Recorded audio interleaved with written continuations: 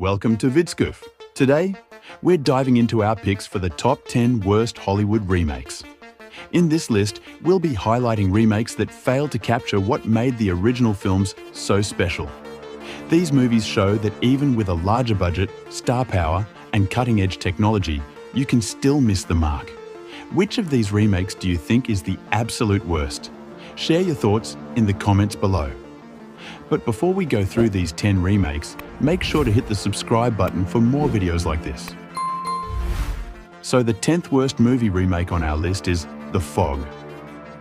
John Carpenter is a highly esteemed figure in the horror genre, yet many have attempted to remake his films with largely underwhelming results. The 2005 version of The Fog is a prime example of such a remake. It falls short both as a standalone film and as a tribute to Carpenter's work. Lacking the star power of the original and missing Carpenter's distinctive style, the remake highlights why some classics are best left in their original era. The Fog should have remained in the 80s, where its impact was most profound. And the 9th worst remake on our list is Total Recall. The original Total Recall was a standout film featuring eccentric characters and groundbreaking effects like Arnold Schwarzenegger's unforgettable head expansion scene on Mars. In stark contrast, the 2012 remake quickly faded from memory due to its disappointing execution.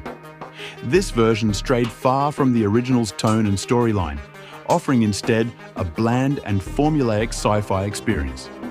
It's best to forget this remake and stick with the original for a more memorable experience. And the 8th worst movie remake on our list is Swept Away. Madonna's filmography is marked by intriguing missteps and provocative performances.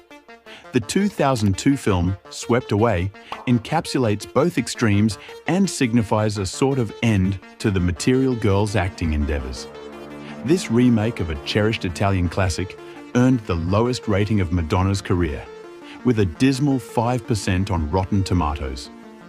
Even the directorial skills of her then-husband, Guy Ritchie, couldn't rescue Swept Away from becoming a significant blemish for those associated with the project. And the 7th worst movie remake on our list is The Wolfman.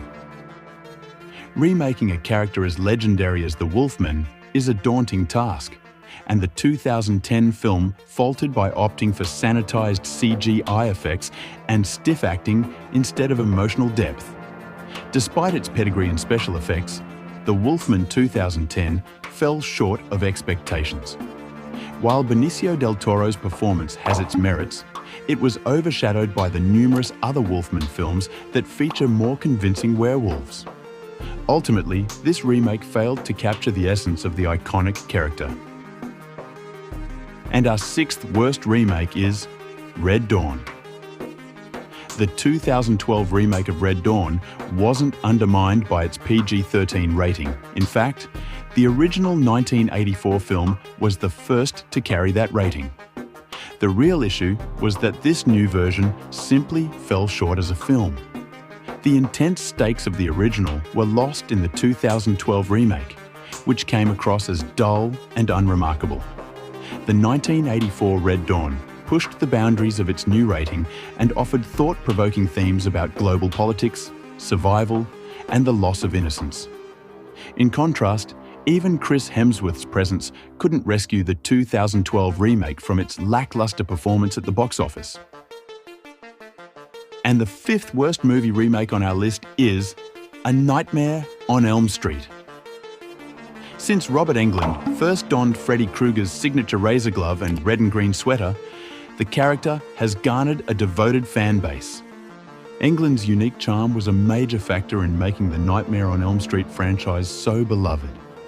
However, the 2010 remake struggled to capture that same magic despite Jackie Earle Haley's efforts. Freddy Krueger, as a horror icon, relies heavily on Englund's specific portrayal, and the 2010 version couldn't stand up to the legacy he created. And the 4th worst movie remake on our list is Oldboy. Remaking a film from a different country and adapting it to another language and culture can be a challenging endeavor, and sometimes it results in a perplexing outcome. This was evident with Spike Lee's 2013 version of Oldboy, which struggled to engage a disinterested and skeptical audience upon its release. While Lee is a talented filmmaker with a distinctive and personal narrative style, his take on Oldboy missed the mark and is best left in the past. And our third worst movie remake is Arthur.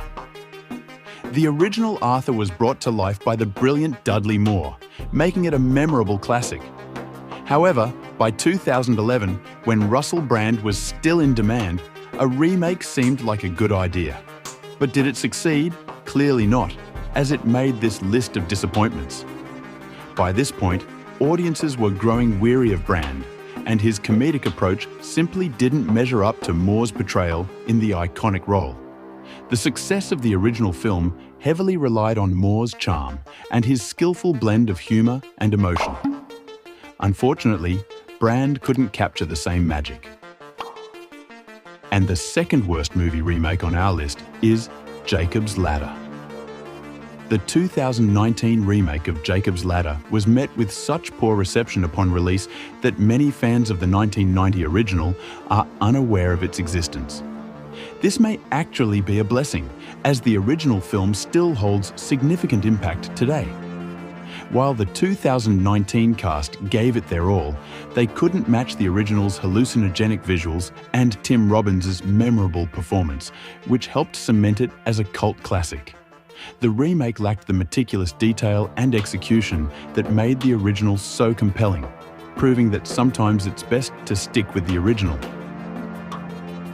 And the last worst movie remake on our list is Clash of the Titans. The CGI effects in the 2010 remake of Clash of the Titans aren't necessarily awful, but the 3D conversion was another story. Director Louis Leterrier himself described it as famously rushed and famously horrible, setting the film up for disappointment. Given that the original 1981 version was a showcase for the legendary special effects artist Ray Harryhausen, the remake had a tough act to follow. Despite the release of a sequel, Wrath of the Titans, in 2012, it's best to steer clear of this remake. So, which movie remake do you consider the worst among them? Tell us in the comments section. And for more videos like this, don't forget to subscribe to this channel.